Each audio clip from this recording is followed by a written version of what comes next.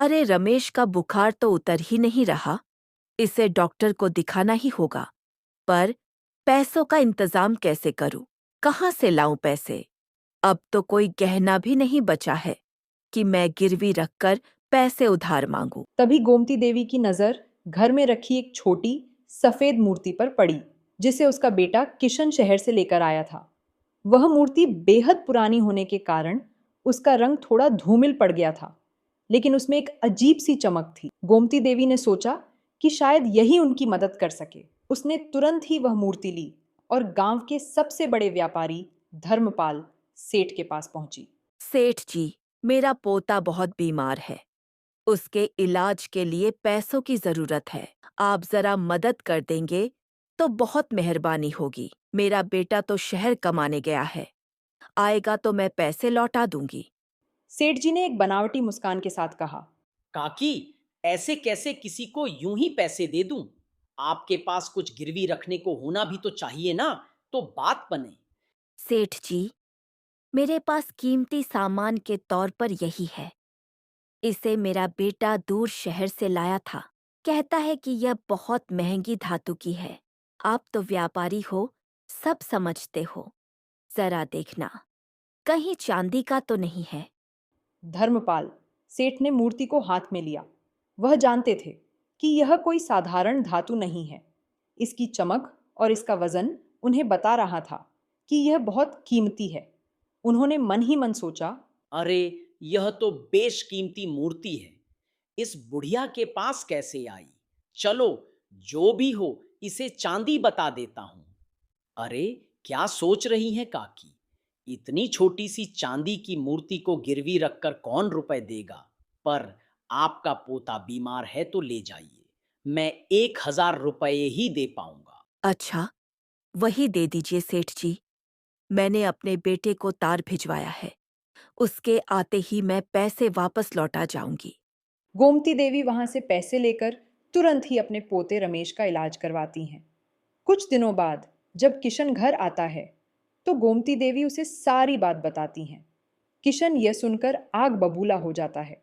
क्या इतनी कीमती मूर्ति आपने 1,000 रुपये में गिरवी रख दी? आपने जहां गिरवी रखा है बताइए, हम चलकर अभी छुड़वाते हैं। गोमती देवी तुरंत ही अपने बेटे को लेकर व्यापारी धर्मपाल सेठ के पास आती हैं। गोमती देवी को आता देख पहले तो धर्मपाल सेठ छिपने की कोशिश करता है, फिर सामने आकर गुस्से में बोलता है।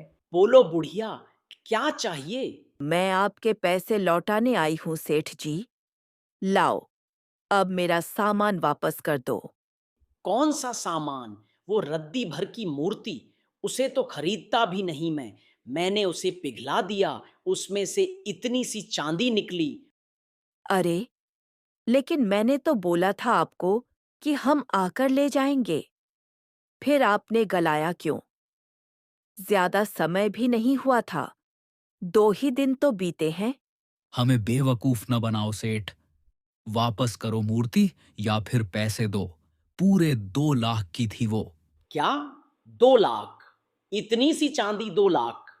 निकल जाओ, मेरी दुकान से बाहर निकलो। मूर्ख, तेरी नजर में भावनाओं की कोई कद्र है या नहीं? यह मूर्ति तो अनमोल थी। हम मुसीबत में गिरवी रख कर गए थे। हमने तो बरसों से संभाल कर रखी हुई थी। न जाने वह कौन सा धातु था, पर हां, चांदी तो नहीं था। धर्मपाल सेठ उन्हें तुरंत ही बाहर निकाल देता है और मन ही मन बेहद खुश होता है। उसे लग रहा था कि अब मुसीबत मिट गई, लेकिन उसे क्या पता था किशन इसके लिए पंचायत बैठा लेगा। अगले दिन गांव की पंचायत बैठी। किशन ने अपनी आप बीती सुनाई। इंसाफ करो मालिक, इंसाफ करो। मैं और पिताजी अपनी आजीवन कमाई से शहर से मूर्ति लाए थे। बुरे समय में चांदी समझकर मां ने उसे गिरवी रख दिया। अरे, मां तो अनपढ़ है, अनजान है। इस सेठ को तो सब मालूम है।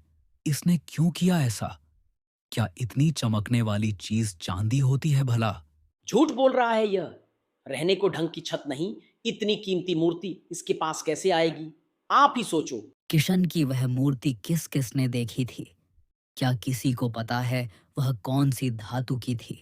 हाँ सरपंच जी, मैंने देखी थी। वह बहुत महंगी थी और बहुत चमकती थी। मैं भी इनके साथ शहर में काम करने जाता था। किशन के पिताजी ने खरीदी थी। चांदी थोड़ी ना इतनी चमकती है, कोई बहुत महंगी धातु होगी। सब झूठ बोल रहे हैं महाराज। आखिर यह सब किशन के दोस्त ही तो है ना। लेकिन मालिक, कायदे से देखेंगे तो धर्मपाल सेठ ने नाइंसाफी की है। अरे, माना हम सब झूठ बोल रहे हैं, मूर्ति चांदी की ही हो, लेकिन जब मैंने सिर्फ गिरवी ही रखा था और 2 दिन बाद ही पैसे वापस लौटाने गई, तो इसने पिघलाया क्यों?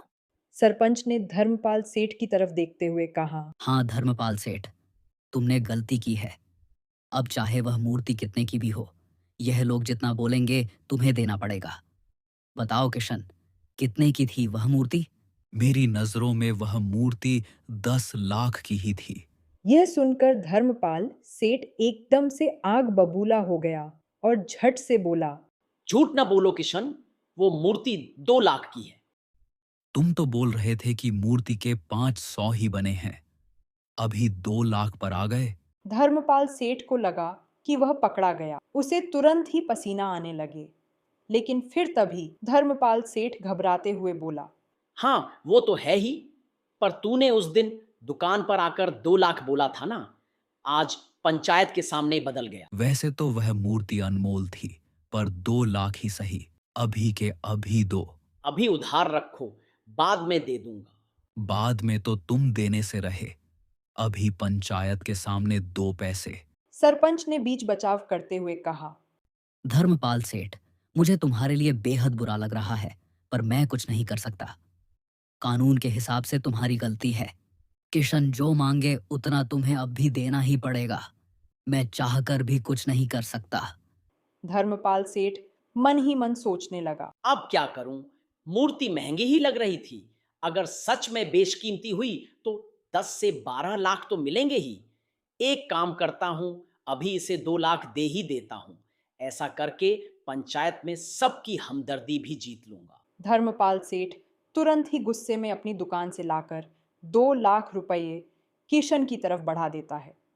लो, और अब मेरी दुकान पर मत आना। अच्छा खासा फंसा दिया, भलाई का तो जमाना ही नहीं रहा।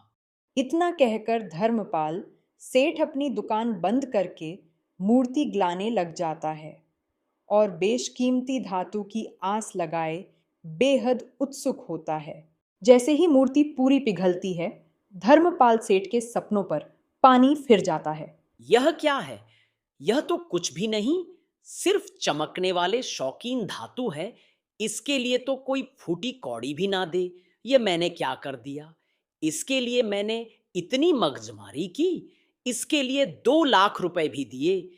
हे भगवान, मैं तो लुट गया। अब मेरा क्या होगा? मैं बर्बाद हो गया। धर्मपाल सेठ एक अच्छा व्यापारी था, पर जरा से लालच और मूर्खता के कारण अब उसे भारी नुकसान उठाना पड़ा। उस मूर्ति के लालच में 2 लाख रुपये भी देने पड़े और मूर्ति भी किसी काम की नहीं निकली। और गांव में इतनी बदनामी हुई कि अब कोई उसकी दुकान से खरीदारी ही नहीं करता। ग्राहकों का भरोसा भी उठ गया। इसलिए कहते हैं, व्यापार में ईमानदारी जरूरी है।